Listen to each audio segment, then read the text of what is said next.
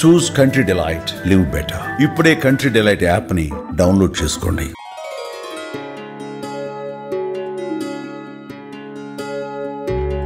హరే కృష్ణ హరే రామ హరే రామ హరే కృష్ణ హరే కృష్ణ హరే రామ హరే రామ హరే కృష్ణ హరే కృష్ణ హరే రామ హరే రామ. తిరుపతిలో శ్రీకృష్ణ జన్మాష్టమి వేడుకలు అంగరంగ వైభవంగా జరుగుతున్నాయి. తిరుపతి ఇస్కాన్ మందిరంలో నిన్న రాత్రి నుంచే వేడుకలు ప్రారంభమయ్యాయి. అయితే ఇవాళ ప్రత్యేకమైనటువంటి అభిషేకాలు పూజల తర్వాత స్వామివారి దర్శనానికి అనుమతి లభించింది. భక్తులందరూ కూడా పెద్ద సంఖ్యలో స్వామివారిని దర్శించుకున్నటువంటి దృశ్యాలు చూస్తున్నాము. శ్రీకృష్ణుడు అదే రకంగానే రాధా గోపికల ఉన్నటువంటి మొత్తం విగ్రహాలను మనం చూస్తున్నాం. సర్వాంగ సుందరంగా తీర్చిదిద్దారు. అయితే మహావిష్ణువు 8వ అవతారమైనటువంటి శ్రీకృష్ణుడు జన్మించినటువంటి రోజు కావడంతోనే అటు పెద్ద ఎత్తున టెంపుల్ సిటీ తిరుపతిలో ఈ ఒక్క వేడుకలు అనేది 2 రోజుల పాటు జరగనుంది. అయితే ఈ ఒక్క వేడుకలకు అటు ఉమ్మడి చిత్తూరు జిల్లా నుంచే కాకుండా అటు పక్క రాష్ట్రాల నుంచి కూడా పెద్ద సంఖ్యలో వచ్చేటువంటి అవకాశం ఉంటుంది. ఎందుకంటే తిరుపతిలో ఇస్కాన్ మందిరం చాలా వైభవంగా కనిపిస్తూ ఉంటుంది. చాలా సర్వాంగ సుందరంగా తీర్చిదిద్దుతారు. స్వామివారికి ఇష్టమైనటువంటి ఆటలు ఆడుతూ ఉంటారు. ఉట్లు కొట్టడము, ముగ్గుల పోటీలు, అదే రకంగానే మహిళలు ప్రత్యేకించి శ్రీకృష్ణుడిని దర్శించుకోవడానికి, శ్రీకృష్ణుడికి ప్రత్యేకమైనటువంటి పూజలు నిర్వహించడానికి ఇక్కడికి వస్తూ ఉంటారు. కాబట్టి సో ఆ రకమైనటువంటి ఏర్పాట్లన్నీ కూడా ఇక్కడ జరుగుతూ ఉన్నాయి.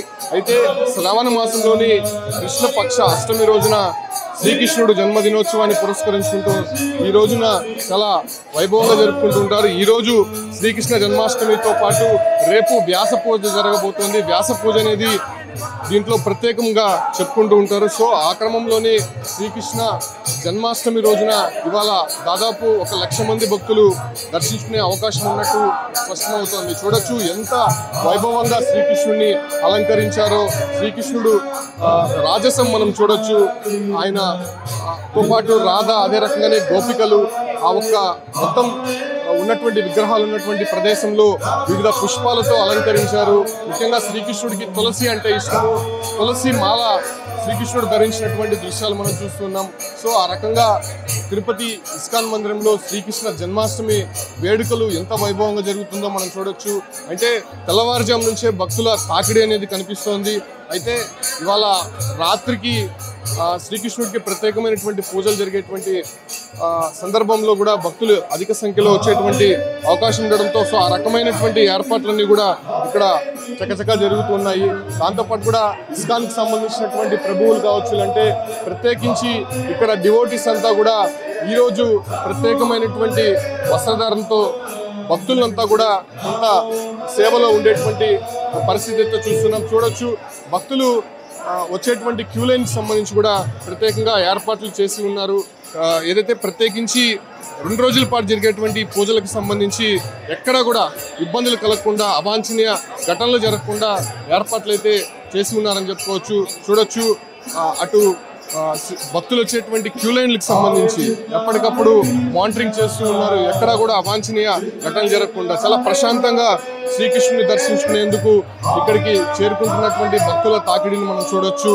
అయితే ఆలయాన్ని ఒకసారి చూడొచ్చు. కంప్లీట్గా ఆలయం అంతా కూడా సర్వాంగ సుందరంగా తీర్చిదిద్దినటువంటి సిచ్యువేషన్స్ చూస్తున్నాము. సో ఇస్కాన్ మందిరం అనేది తిరుపతిలో ఒక భాగం అయిపోయింది. ఎందుకంటే తిరుమలకు వచ్చేటువంటి యాత్రికులు సైతం తిరుపతిలో ఇస్కాన్ మందిరాన్ని ఖచ్చితంగా సందర్శిస్తారు. అయితే ఎక్కడా లేని విధంగా, అంటే ఈ యొక్క సరౌండింగ్స్లో ఎక్కడా లేని విధంగా కూడా ఆలయం కనిపిస్తూ ఉంటుంది. చూడొచ్చు భక్తులని అంటే ఎక్కడ కూడా తొక్కిసలాట జరగకుండా కొంతమందిని క్యూ లైన్లకు వదులుతూ స్వామివారి దర్శనం చాలా ప్రశాంతంగా జరిగే విధంగా కూడా ఇక్కడ ఏర్పాట్లు అయితే జరిగి ఉన్నాయని చెప్పవచ్చు. అయితే ఇక్కడ నుంచే కాదు, వివిధ రాష్ట్రాల నుంచి వచ్చేటువంటి భక్తుల సౌకర్యార్థం ఇక్కడ ఎటువంటి ఇబ్బంది కలగకుండా అన్ని ఏర్పాట్లు కూడా పూర్తి చేస్తారు. ఇవాళ శ్రీకృష్ణ జన్మాష్టమి వేడుకలు జరగబోతున్నాయి.